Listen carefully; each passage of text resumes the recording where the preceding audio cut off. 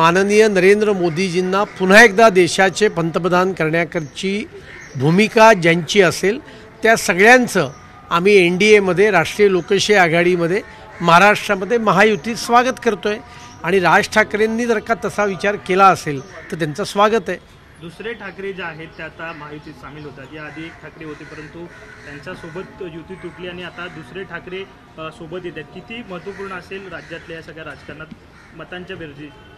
हे बघा, महाराष्ट्राच्या आणि देशाच्या जनतेने हे ठरवलेलं आहे की 45 पेक्षा जास्ती जागा महाराष्ट्रात आणि देशामध्ये 400 पार हे भारतीय जनता पार्टी प्रणित राष्ट्रीय लोकशाही आघाडी करणार आहे। राज ठाकरे यांचा मनसे हा पक्ष महायुतीमध्ये आला त्याचं निश्चित स्वागत आहे आणि त्याचा फायदा हा आगामी राजकारणामध्ये 100% होईल। संजय राऊत असे म्हणतात की असे कितीही अमृत नोनी आर्थो प्लस ये एक प्रूवन फॉर्मूला है। इसमें मौजूद नोनी फल के गुण और आयुर्वेदिक जड़ी बूटियां शरीर को जरूरी पोषक तत्व देने के साथ साथ हड्डियों और जोड़ों के घिसने, उनमें होने वाले सूजन और दर्द को रोकने में मदद करता है। दर्द मुक्त जीवन के लिए अमृत नोनी आर्थो प्लस। खानचे मनसुबे असले आमच्या मतांचं विभाजन करण्यासाठी तरी हे मनसुबे महाराष्ट्रातली जनता जे आहे ते सहन करणार नाही असं त्यांनी म्हटलं। राऊतांना म्हणावं, आधी महाविकास आघाडीचं जागा वाटपाचं बघा, वंचित बरोबर काही जमतंय का बघा।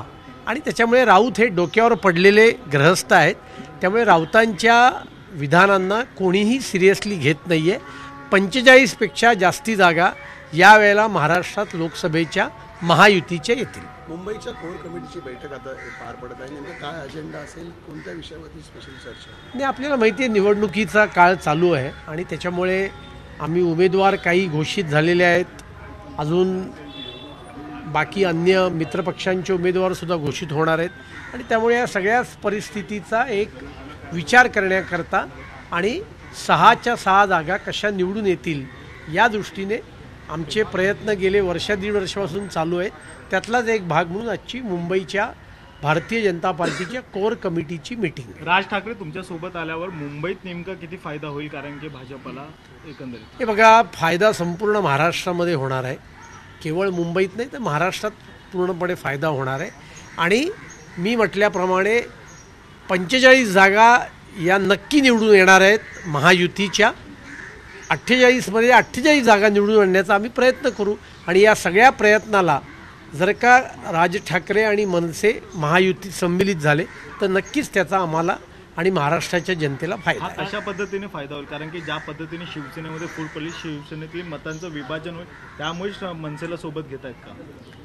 नाही, असं आहे, गेले 2 वर्षापासून राज्यामध्ये महायुतीचं सरकार चालू आहे आणि आपण पाहतो की सगळे राजकीय पक्ष, अनेक नेते मंडळी, लोक हे पूर्णपणे माननीय मोदीजींच्या विकासाच्या नेतृत्वावर विश्वास ठेवून या विचारामध्ये सम्मिलित होत आहेत आणि त्याच्यामुळे त्याचप्रमाणे राज ठाकरेसुद्धा या ठिकाणी सम्मिलित होत आहेत। ही अत्यंत आनंदाची बाब आहे। राहुल गांधी यांनी जेव्हा शिवाजी पार्कवरती भाषण केलं तेव्हा त्यांनी म्हटलं की शक्तीच्या विरोधात, ते ED आणि CBI, परंतु हिंदू धर्मामध्ये शक्ती हा शब्द जो आहे त्याला महत्त्व आहे। काल नरेंद्र मोदी यांनी सुद्धा म्हटलं की राहुल गांधींच्या या वक्तव्यामुळे बाळासाहेब सुद्धा दुःखी झाले असावेत असं त्यांनी म्हटलं। 100%, कारण हिंदू धर्मामध्ये, हिंदू संस्कृतीमध्ये, हिंदू समाजाच्या विचारांमध्ये शक्तीला अतोनात महत्त्व आहे आणि शक्ती म्हटलं की माँ दुर्गा आपल्याला आठवते, माँ सरस्वती आपल्याला आठवते आणि या शक्तीच्या विरोधात, हिंदू समाजातल्या शक्तीच्या विरोधात मी लढणार आहे असं हिंदू द्वेषी, हिंदू द्रोही विधान राहुल गांधींनी केलं।